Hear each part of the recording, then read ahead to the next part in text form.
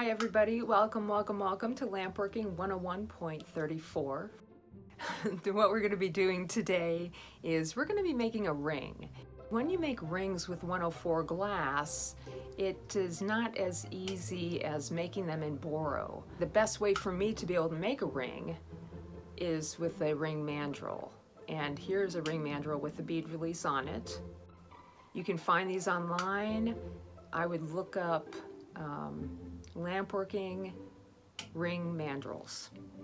That'll probably get you where you need to go to get these. This is about a size 8 with the bead release on it. So you have to know that it's going to be larger than what the actual mandrel is on the top here. So without further ado, let's go ahead and make one of my favorite little series that I have been working on in the past of rings. I hope you enjoy, and I'm glad you're here to watch. And have a wonderful day, everybody. Thanks for watching, and we'll see you next time in the dungeon. I do enjoy making rings, you guys. And I don't know why I haven't done this more than once.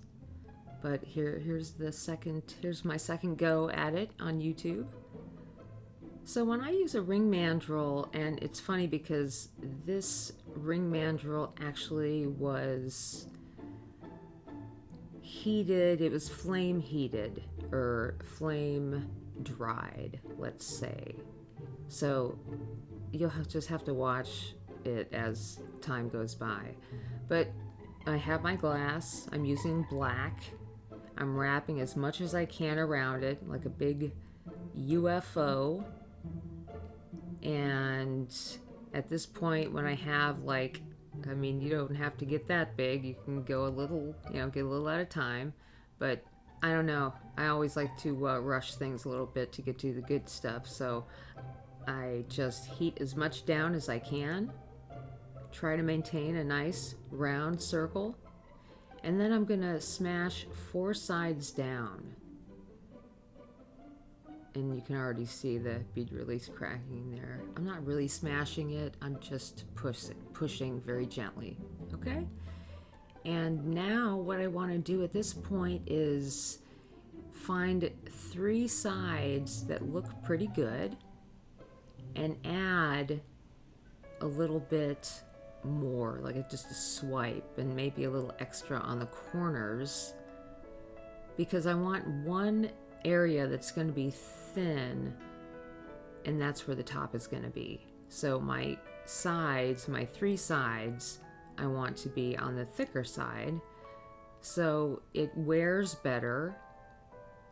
And I do like to square these off because sometimes they're heavy. And when you have a circular ring, a lot of times there's the top part. I always make sure I press down this top part. And here's how we're going to make this ring. Anyway, what I was saying was, it's just, it doesn't flip around on your finger as easy as a round ring. Okay, so I'm just going to get a nice big dollop of black hot. And I'm going to add it to the top half of the band.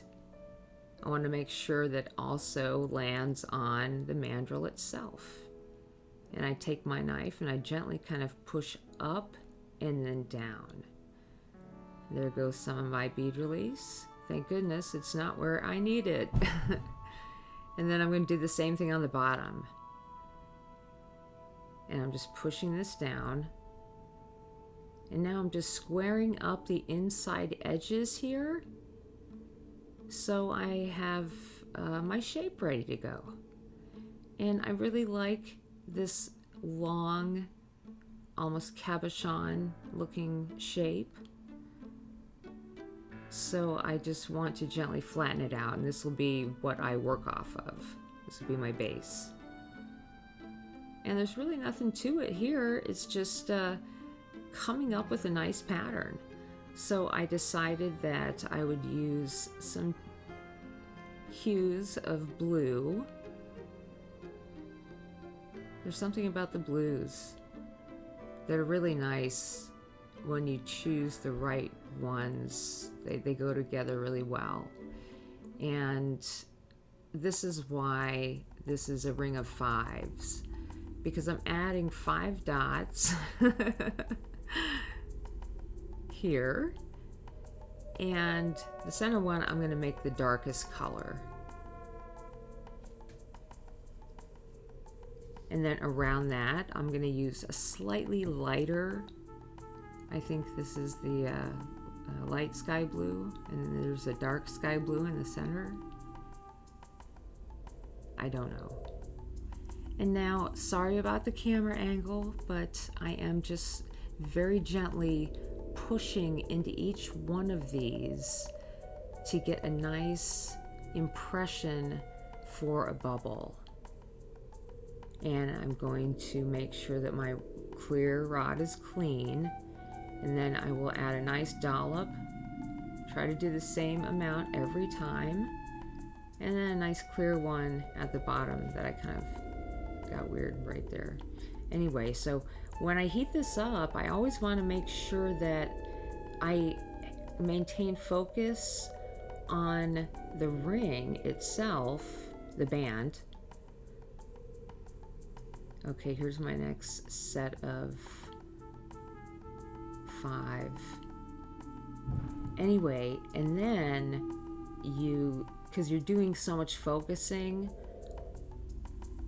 on what's happening at the top, and to get these all to look nice, I'm doing a lot of heating with the glass, not in the upward position, but I'm heating it with it in the downward position to keep the each one nice and round and in center. So you see me heating downward, like right here. I'm wanting to heat everything up, and then I get onto that mandrel. If I worry about the mandrel cracking, I'd focus on that real good and go back to what I'm doing. And now we're finished.